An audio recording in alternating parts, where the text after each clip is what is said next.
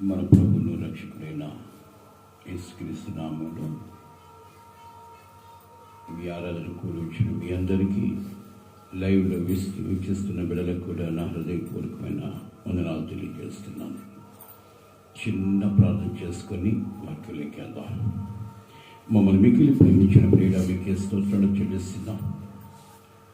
మా పట్ల మీరు కలిగి ఉన్న ప్రభా అపారమైన ప్రేమను బట్టి మీ పాదాలకు వెలలేని స్తుతులు స్తోత్రాలు చెల్లిస్తున్నాం. ఎన్నికలైన మమ్మల్ని ఏర్పాటు చేసుకొని ఈ దినము ఈ రీతిగా ఆరాధించుకోవడానికి మరొక దినాన్ని మా జీవితంలో ప్రసాదించి కృప చూపిన కృపా సత్య సంపూర్ణ మీకే స్తోత్రాలు. మీ మాటల్లో ఉన్న మాదిరిని గ్రహించినట్లు మమ్మల్ని బలపరిచి కృప చూపమని మా జీవితకాలం అంతా మీకు నమ్మకంగా జీవిస్తూ మీ ఆదరణ కలిగి మీ రాజ్యం కొరకు నిరీక్షణ కలిగి ఉన్నట్లు ఏగిరిపాటు కలిగి ఉండే కృప దయచేయమని నిలుచున్న నేను ప్రభావట్టి వాడిని నన్ను మరుగుపరిచి మీరు మాట్లాడుకొని మాకు ఏ మాటలైతే అవసరమో ప్రతి మాట ద్వారా మమ్మల్ని బలపరచమని యేసునామములో వేడుకుంటున్నాను తండ్రి. ఆమేన్. హల్లెలూయా హల్లెలూయా. ప్రియమైన దేవుని బిడ్డలారా, ప్రత్యేకించి ఒక చిన్న మాట చూసుకుందాం. యేసు ప్రభువు వారు ఈ లోకంలో 33 సంవత్సరాలు మానవాతీతుడిగాను సశరీరుడిగాను మనుషుల యొక్క స్థితిగతులను ఎరిగి వాళ్ళ బంధకాల నుంచి వాళ్ళ యొక్క విపత్తుల నుంచి విడిపించి తన మార్గం నడిపించుకొని తనతో కూడా తన రాజ్యములు చేర్చుకోవాలనుకున్న దేవాది దేవుడు ధవళ సింహాసనం విడిచి లోకంలోకి దిగి వచ్చాడు. ఆయా ప్రాంతాలను తిరుగుతున్న కాలంలో ఒక వ్యక్తి యేసు ప్రభు దగ్గరకు వచ్చి ఒక మాట అడిగాడు. బోధకుడా, ఈరోజు నీతో కలిసి మనమిద్దరం భోంచేయాలనుకుంటున్నాను. కొంతమందికి ఏంటంటే దైవ సేవకులతో కూర్చొని భోంచేయాలని ఆశించి ఉంటుంది. మరి నాకైతే ఎందుకు తెలియదు, కానీ అదొక తృప్తికరమైన జీవితం అని ఏమో అనుకుంటాను. కానీ యేసు ప్రభు దగ్గరకు వచ్చి ఒక వ్యక్తి అడుగుతున్నాడు, ఈరోజు మనిద్దరం కలిసి భోంచేయాలా? ఆశపడ్డ ప్రాణాలు తృప్తిపరిచే దేవుడు. మరి ఆ ఇంటికి వెళ్ళాడు. వెళ్ళిన తర్వాత ఏం జరిగిందో వాక్య రూపంలో చూసుకుందాం. లూకాసు వార్త 7వ అధ్యాయం 37 వాక్యంలో ఒక మాట ప్రత్యేకించి అంటాడు. ఆ ఊరిలో ఉన్న 36 నుంచి పరిసయ్యులలో ఒకడు తనతో కూడా భోజనము చేయవలెనని ఆయన అడిగెను. ఆయన ఆ పరిసయ్యుని ఇంటికి వెళ్ళి భోజన పంక్తిలో కూర్చుండగా ఆ ఊరిలో ఉన్న, ఇక్కడ నుంచి చాలా జాగ్రత్తగా వినాలి, ఆ ఊరిలో ఉన్న పాపాత్మురాలైన ఒక స్త్రీ యేసు పరిసయ్యుని ఇంట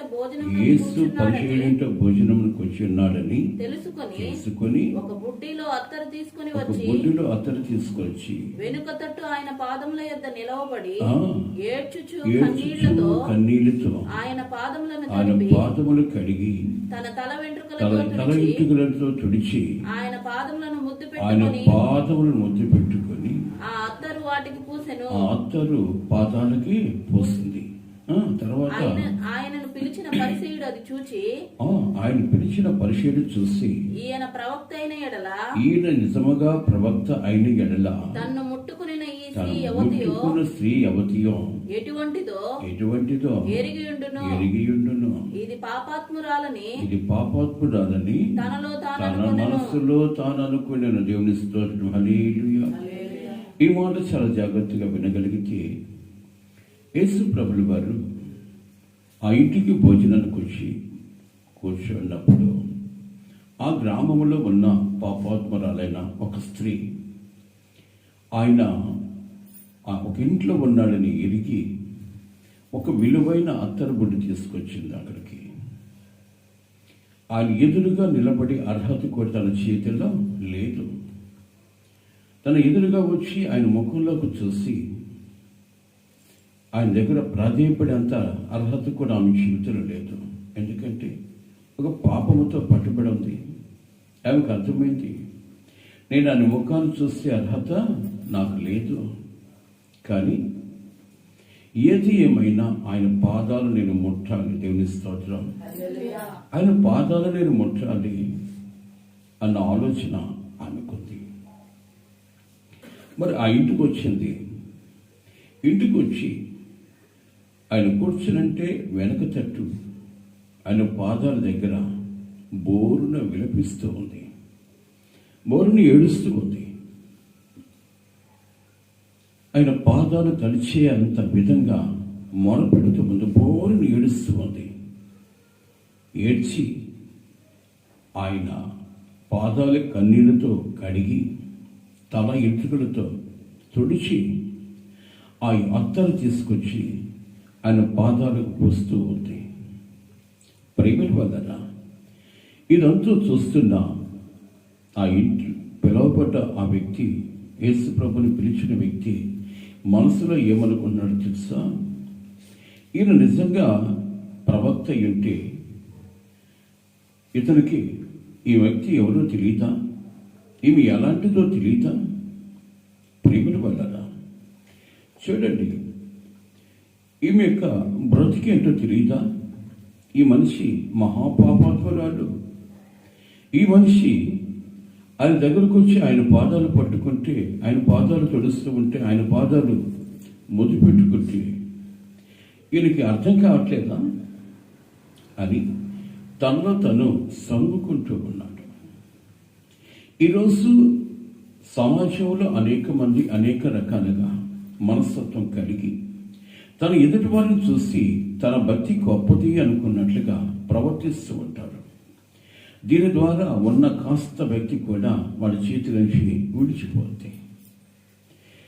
నీవుగా పరీక్షించుకొని ఆయన పాదాల దగ్గర ఒదికుండా అనుభవం కలిగి ఉండడానికి యేసు ప్రభు ఇష్టపడుతూ ఉంటే, యేసు ప్రభుతో కూర్చొని భోంచేయాలని ఆనందించిన వ్యక్తి తన అంతరంగంలో ఉన్న ఆలోచన పరిస్థితిని బట్టి ఆయన ఆశ నిరర్థకమైపోయే స్థితికి వచ్చేసింది. కారణం ఏంటి అంటే, యేసు ప్రభుని పిలవడం గొప్ప కాదు, కానీ ఆయన ఎట్టివాడో, ఆయన ఎలాంటి గుణగణాలు కలిగిన వాడు, ఎవరిని ప్రేమించే వ్యక్తో అది తెలుసుకోగలిగితే తప్పకుండా ఆయన ప్రేమను మనం పొందగలము. దేవుని స్తోత్రం. హల్లెలూయా. ఆయన ప్రేమను మనం పొందగలము. ఆమె ఎందుకు ఆయన పాదాల దగ్గరకు వచ్చి బోరును ఏడుస్తూ తన కన్నీళ్లతో తన పాదాలు కడుగుతుంది అంటే, ప్రేమిని బదులుగా తల్లి అయిన మరియ ఒక దినాన ఒక మాట పలికింది. చూద్దాం ఆ మాట కూడా చూసి. అది లూకా సువార్త 1వ అధ్యాయము 50వ వాక్యంలో, లూకా సువార్త 1వ అధ్యాయము, ఆయనకు భయపడువారు, ఇక్కడ చాలా జాగ్రత్తగా వినాలి, ఆయనకు భయపడే వారి మీద ఆయన కనికరము తరతరములు ఉండును. ఆయన తన బాహువుతో పరాక్రమము చూపెను, వారి హృదయముల ఆలోచన విషయమై గర్విష్ఠులను చెదరగొట్టును. సింహముల నుండి బలవంతులను పడద్రోసి దీనులను నెక్కించును. దేవుని స్తోత్రం. పై వాక్య భాగంలో ఆయనకు భయపడేవారి మీద ఆయన కనికరము తరతరములకు ఉండును. దేవుని స్తోత్రం. హల్లెలూయా, హల్లెలూయా. ఈరోజు నా బ్రతుకు, నా విధానము ఎవరిని ప్రేమించేదిగా లేదు. ఎవరు నా పట్ల కనికరను చూపించే విధంగా నా బ్రతుకు లేదు. నన్ను ప్రేమించాలి, నన్ను కనికరించాలి, నా పైన కృప చూపించాలంటే ఈయనొక్కడికే సాధ్యం. లోకంలో ఉన్న ప్రతి వ్యక్తులు కూడా నన్నొక రకమైన పిలుపుతో పిలుస్తున్నారు, కానీ నా పట్ల ప్రేమ చూపించే వాళ్ళు ఎవరూ లేరు, కరువైపోయారు. కారణం ఏంటి అంటే, నా జీవిత విధానము ఇది కనుక. నా బ్రతుకులో ఉన్న దౌర్భాగ్య జీవితాన్ని బట్టి ప్రతి ఒక్కరూ వ్యతిరేకంగా నన్ను పిలుస్తున్నారు, కానీ ప్రేమగా పిలిచే పిలుపు నా చేతిలో కరువైపోయింది. అలాంటి దౌర్భాగ్య జీవితం నేను కలిగి ఉన్నాను. కాబట్టి నా దౌర్భాగ్యము తొలగించబడి నేను కూడా సమాజంలో ఒక మనిషిగా బ్రతకాలి అంటే దీనికి కారణము నా ప్రభు ఒక్కడే. దేవుని స్తోత్రం. హల్లెలూయా, హల్లెలూయా. కాబట్టి ప్రియమైన వాళ్ళరా, ఈరోజు నేను చేసే నా దౌర్భాగ్య జీవితాన్ని బట్టి, నా యొక్క బ్రతుకును బట్టి విస్తారంగా అయితే సంపాదించాను, నా బళ్ళు అమ్ముకొని సంపాదించాను, విరిగా అమస్తైతే ఉంది, కానీ నా హృదయంలో ఆనందం అయితే లేదు. ఆనందం ఎలాగొస్తుంది నా జీవితంలో కంటే మన మధ్య సంచరిస్తున్న నజరేయుడైన యేసు ద్వారా నాకు విడుదల, విమోచన కలుగుతుంది. దేవుని స్తోత్రం. హల్లెలూయా. ఆమె ఆలోచించింది, ఈరోజు నేను విడిపించబడాలి, నా దౌర్భాగ్య జీవితం నుంచి నేను తప్పించబడాలి అంటే దాని యేసు ప్రభులు వారికి అది సాధ్యం. ఎందుకని ఆమె అలాగ ఆలోచించిందంటే యేసు ప్రభు అన్న నామకరణలోనే ఆ అర్థము దాగి ఉంది. ప్రేమిటి వల్లరా, యేసు అనగా రక్షించడానికి, క్రీస్తు అనగా విమోచించడానికి ఆయన ఆ నామకరణ ధరించుకొని సమాజంలోకి వచ్చాడు. సమాజంలో అనేక మందికి చీకటి బ్రతుకుల నుంచి విడిపించుతూ ఉన్నాడు. అనేక అంధకారముల జీవితం నుంచి విడిపించడానికి లోకంలోకి వచ్చాడు. కాబట్టి నేను అనుకున్నాను, ఇంతవరకు కూడా నేను వెలిగించబడుతున్నాను, అందరి ద్వారా ఆకర్షించబడుతున్నాను, అందరూ నన్ను ప్రేమిస్తున్నారు అనుకున్నాను. కానీ నా సౌందర్యాన్ని బట్టి, నా అందచందాలను బట్టి నన్ను ప్రేమిస్తున్నారే, కానీ ఒకనాటికి ఈ అందచందాలు, ఈ సౌందర్యం అంతా విడిగిపోయిన తర్వాత ఎవరు కూడా నన్ను ప్రేమించలేరు. కానీ చివరి వరకు, కడ వరకు, ముదిమ వరకు నా జీవిత కాలం అంతా నన్ను ప్రేమించడానికి సమర్థుడని యేసు ప్రభులు వారు ఒక్కడే. దేవుని స్తోత్రం. ఆయన ఒక్కడికి ఇది సాధ్యము. ఎలాంటి నీచుడినైనా, ఎలాంటి దౌర్భాగ్య జీవితం కలిగి ఉన్నా చేరతీసి ప్రేమతో తన హక్కును చేర్చగలిగిన సమర్థుడైన వాడు ఆయన ఒక్కడే. కాబట్టి ఈరోజు నేను ఆదరణ పొందాలంటే ఆయన ఒక్కడే. ఆయన దగ్గరికి వెళ్ళి ఆయన ఆదరణ నేను ఎలాగైనా పొందాలంటే ఏం చేయాలంటే ఆయనకు భయభక్తులు కలిగి ప్రవర్తించగలిగితే నా బ్రతుకు యావత్తు ఆయన సన్నిధిలో నా హృదయపూర్వకంగా మొరపెట్టగలిగితే నా మొరకు ప్రతిఫలను తప్పకుండా ఇస్తాడన్న ఆలోచన కలిగిన ఆ పాపాత్మురాలైన స్త్రీ ప్రభువున్న చోటుకొచ్చింది. ఈరోజు ప్రేమైన వాళ్ళ చేతులు జోడిస్తాము. నీ స్థితిగతులు ఎలాంటివైనప్పటికీ కూడా, నీ కుటుంబంలో ఎలాంటి అసమాధానము చోటు చేసుకొని నిన్ను కబళిస్తూ ఉన్నా కనికర స్వరూపుడైన దేవుడు నీకు ఒకరున్నారన్న గమనించగలిగితే తప్పకుండా ఇప్పుడే నా హృదయానికి నెమ్మది కలుగుతుంది. దేవుని స్తోత్రం. హల్లెలూయా, హల్లెలూయా. కానీ ప్రియమైన వారు, ఈరోజు క్రైస్తవులుగా బ్రతుకుతున్నారే, కానీ క్రీస్తు ద్వారా పొందవలసిన విషయాలు ఏమున్నాయి అని ఆలోచించగలిగితే, నిదానించి ఆలోచించగలిగితే ఆ మాటలో ఉన్న మాధుర్యాన్ని మనము గ్రహించగలము. దేవుని స్తోత్రం. హల్లెలూయా, హల్లెలూయా. అబ్రహాము ఒక మాట అంటాడు, నేను పునాదులు కలిగిన పట్టణం కొరకు నిరీక్షిస్తున్నాను. అది ఎక్కడుంది? ఆ పునాది ఎవరు అంటే క్రీస్తే దానికి పునాది, క్రీస్తే దానికి మూలరాయి ఉన్నాడు. కాబట్టి ఆ పట్టణము తరతరములో ఉండే పట్టణం కనుక ఆ పట్టణము కొరకు నేను నిరీక్షిస్తూ ఈ లోకంలో నేను బ్రతుకుతున్నాను. ప్రేమిటి వాళ్ళరా, అది ఎలాగ కనిపిస్తుంది? కనుమరుగైన పట్టణం అది ఎలా కనబడుతుంది అని అంటే, నిదానించి చూడగలిగిన వాడికి ఆ పట్టణం కనబడుతుంది. దేవుని స్తోత్రం. అలాగే యేసు ప్రభు యొక్క మాటలో ఉన్న మర్మము గ్రహించాలంటే నిదానించి నువ్వు వినగలిగితే నీ కొరకు ఏం చేయబోతుండో తప్పకుండా నేను తెలుసుకోగలము. దేవుని స్తోత్రం. హల్లెలూయా. కాబట్టి ప్రియమైన వాళ్ళరా, ఈమె ఆయన పట్ల భయము, భక్తి కలిగి ఆ దినము యేసు ప్రభు ఆ ఇంటికి వచ్చింది. వీళ్ళందరూ అనుకుంటున్నారు, ఈ మనిషి ఏంటి ఆ కన్నీళ్లతో పాదాలకు తుడిచింది, తల ఇంటుకలతో పాదాలు తుడిచి అత్తరు పోస్తుంది.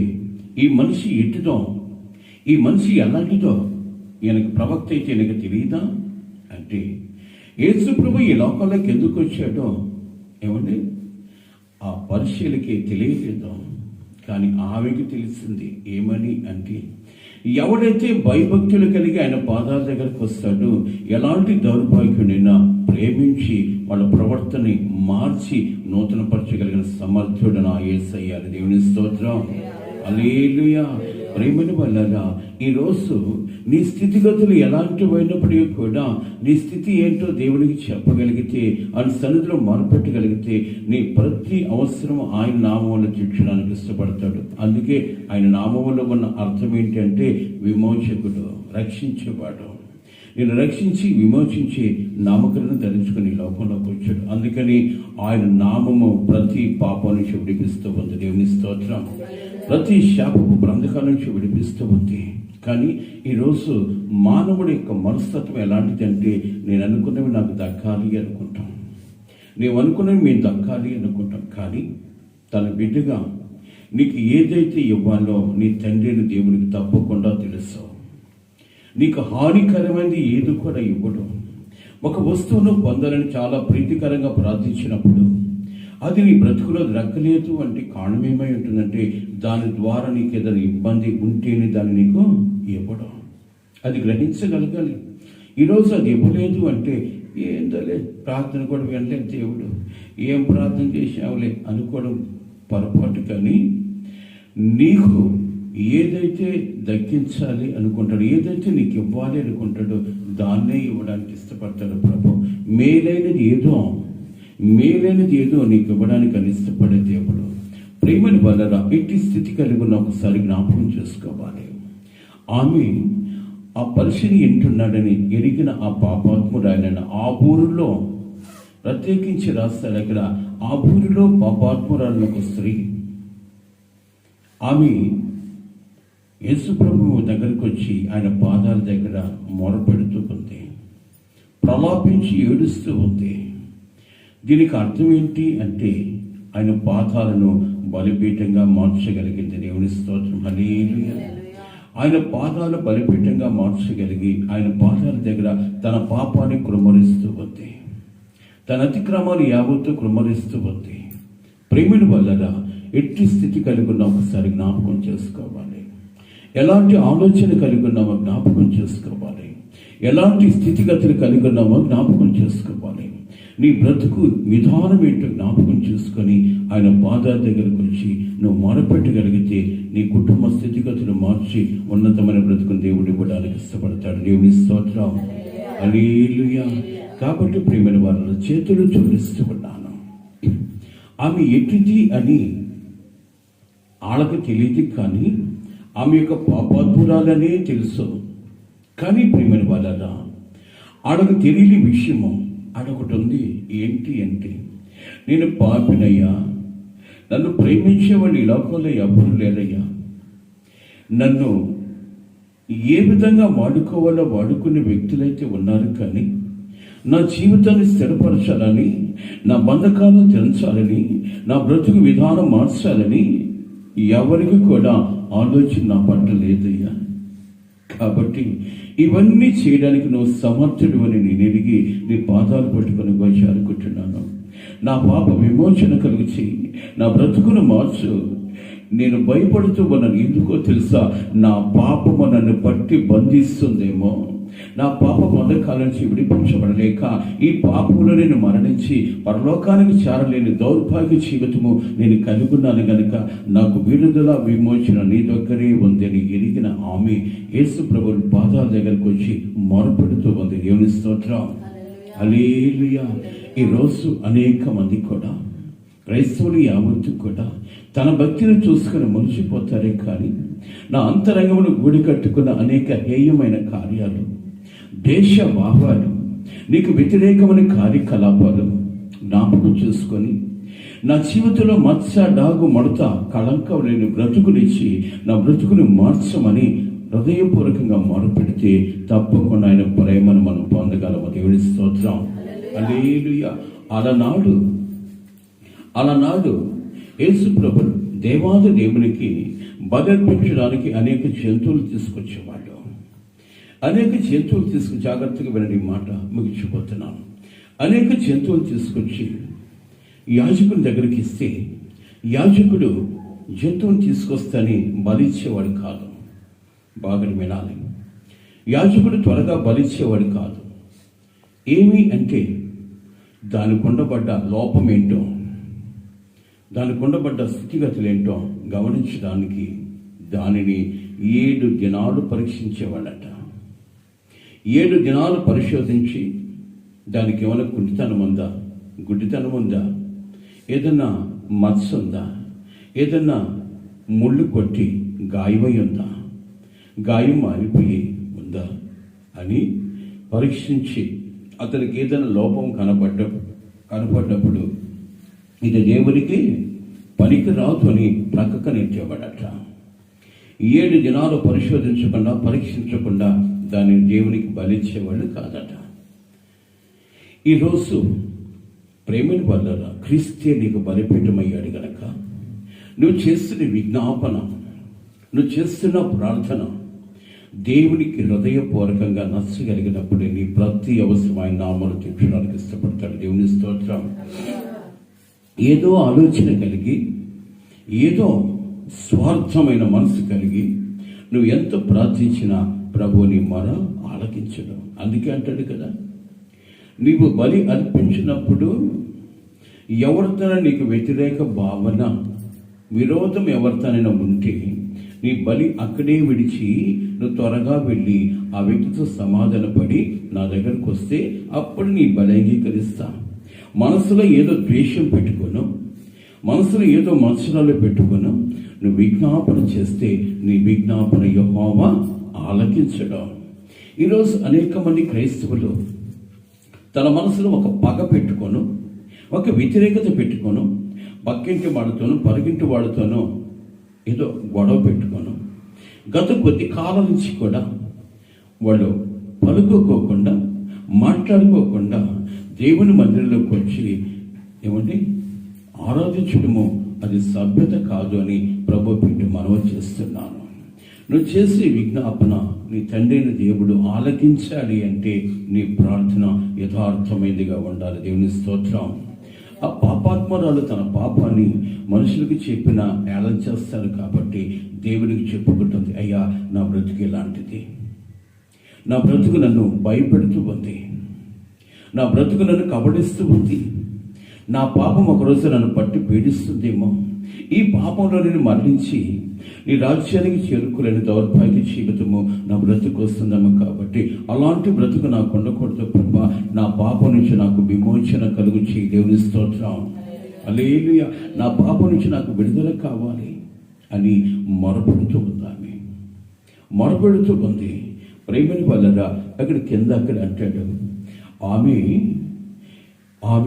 తన పాదాలకు అత్తరు పోసి ఏం చేసింది తెలుసా? చదవమా. ఏడ్చుచు కన్నీళ్లతో ఆయన పాదములను తడిపి అత్తరు పోసి ఏమంటుంది అక్కడ? ఆయనను పిలిచిన పరిసయ్యుడు అది చూచి కాదమ్మా, ఆయన పాదములను ముద్దు పెట్టు, ఆయన పాదములు ముద్దు పెట్టుకుంటుందట. అక్కడ ఆడంటాడు, ఏంటి మనిషి, ఈ మనిషి ఎవరో తెలియదా? ఈ మనిషి ఆయన పాదాలు ముద్దు పెట్టుకోవడం ఏంటి?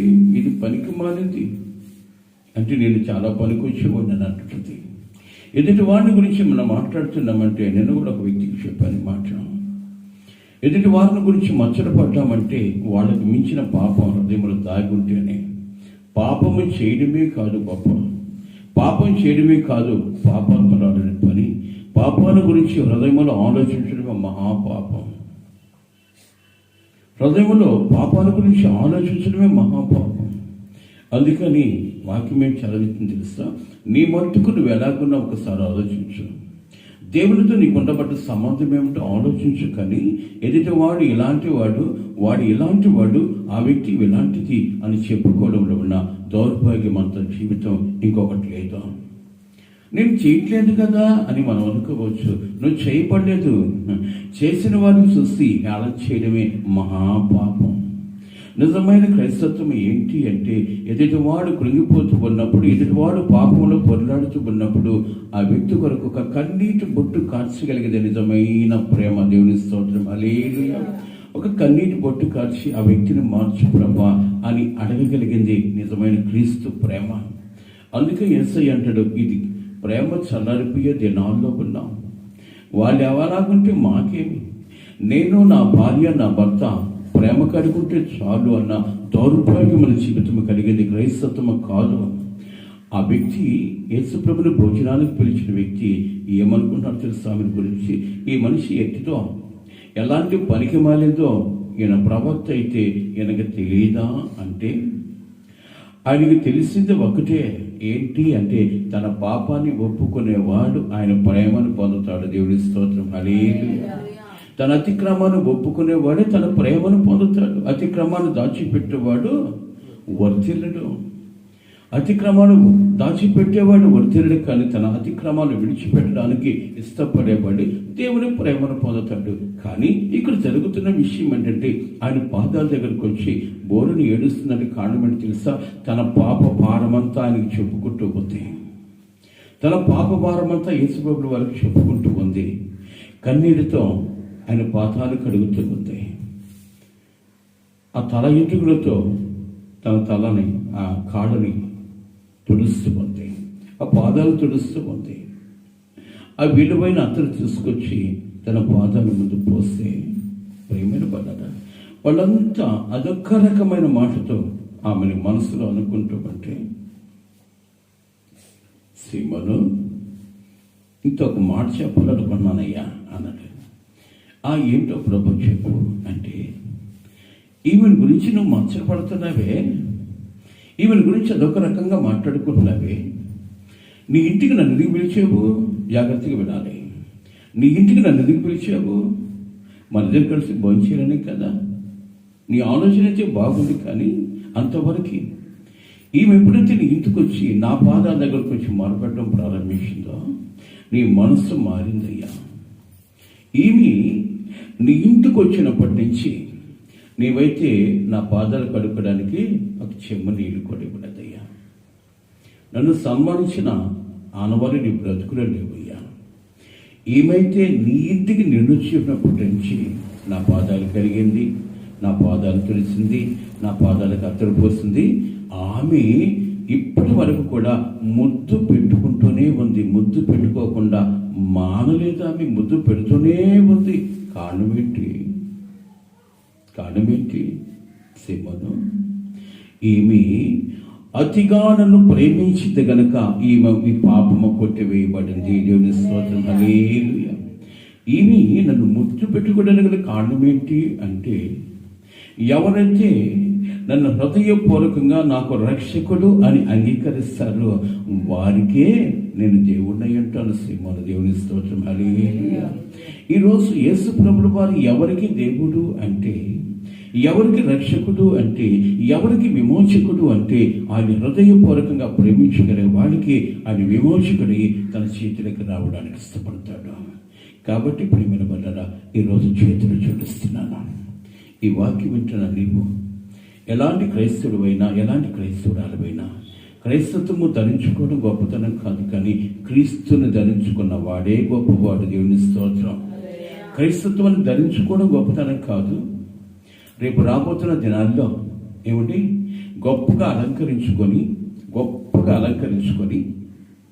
ఏమండి, ఇది మా పండుగ, ఇది మా క్రిస్మస్, మా దేవుడు పుట్టినరోజు అని చెప్పుకోవడం కాదు, కానీ నీవు క్రీస్తులో పుట్టగలగాలి. దేవుని స్తోత్రం, హల్లెలూయా. క్రీస్తులో పుట్టగలగడమే గొప్పతనము, కానీ క్రైస్తవుడుగా పుట్టడం గొప్పతనం కాదు, కానీ క్రీస్తులో పుట్టగలగాలి. అందుకని మావాడు అప్పుడప్పుడు వాడుతుంటాడు పాట, క్రీస్తులోన జీవించి నాకు ఎల్లప్పుడు చేయమంటును. ఎప్పుడు నీ బ్రతుకులో చేయమంటుంది తెలుసా? క్రీస్తులో జీవించగలిగినప్పుడు. ఆయన ఆహ్వానించడం గొప్పతనం కాదు, కానీ ఆయన మాట పట్ల భయం కలిగి ఉంటే, ఆయన మాట పట్ల విధేయత కలిగి ఉంటే తప్పకుండా నీ కుటుంబం దీవించబడుతుంది. దేవుని స్తోత్రం, హల్లెలూయా. కొన్ని విషయాల్లో నేను కూడా నా సంఘంలో ఉన్న బిడ్డను బట్టి బాధపడుతూ పుట్టాను. ఎప్పుడు నీ చేతిలో భయం కలుగుతుందో నీ కుటుంబము భద్రపరచబడుతుంది. దేవుని స్తోత్రం. దైవ సేవకుడు నీ ఇంటికి రావడం గొప్పతనం కాదు. దైవ సేవకుడు నీ ఇంటికి రావడం గొప్పతనం కాదు, కానీ నీ కుటుంబము నా ఇంటికి దైవ సేవకుడు కాదు, నా దైవ సేవకుడితో కూడా నా దేవుడు నా ఇంటికి వచ్చాడు నా భయముతో ఎప్పుడైతే ప్రవర్తించగలవో నీ ప్రవర్తన బట్టి దేవుడు నీ ప్రతి అవసరాన్ని తీరుస్తాడు. దేవుని స్తోత్రం. హల్లెలూయా. వచ్చాడని చెప్పేసి ఏదో చేయడం గొప్పతనం కాదు, కానీ నువ్వు చేయాల్సిన ముఖ్యమైన పరిస్థితి ఏంటి అని చేతులు జోడిస్తున్నాను. నీ దైవ సేవకుడు ఎవరైనా కావచ్చు బిడ్డా, నీ దైవ సేవకుడు ఎవరైనా కావచ్చు, ఏ మందిరానికి నువ్వు వెళుతున్నా కావచ్చు, నీ ఇంటికి వచ్చేది దైవ సేవకుడు కాదు, కానీ వాక్యాన్ని వస్తున్నా ఆ వాక్యం మన దేవుడిని ఇంటికి వస్తున్న భయముతో ఎప్పుడైతే దైవ సేవకుని ఆహ్వానిస్తావో తప్పకుండా నీవు దీవించబడతావు. దేవుని స్తోత్రం. హల్లెలూయా. సీమోను యేసు ప్రభువు వారిని పిలిచారే, కానీ మొత్తానికి ధన్యులు ఎవరయ్యారంటే ఆ పాపాత్మురాలి స్త్రీ తన పాపాన్ని ఒప్పుకొని విడిచిపెట్టి ప్రభువుని హత్తుకుంది కాబట్టి ఆమె ధన్యురాలు అనబడింది. దేవుని స్తోత్రం. హల్లెలూయా. హల్లెలూయా. అక్కడ యేసు ప్రభువు వారు ఆమె గురించి అంటాడు, అయ్యా ఈమె చేసిన కార్యాన్ని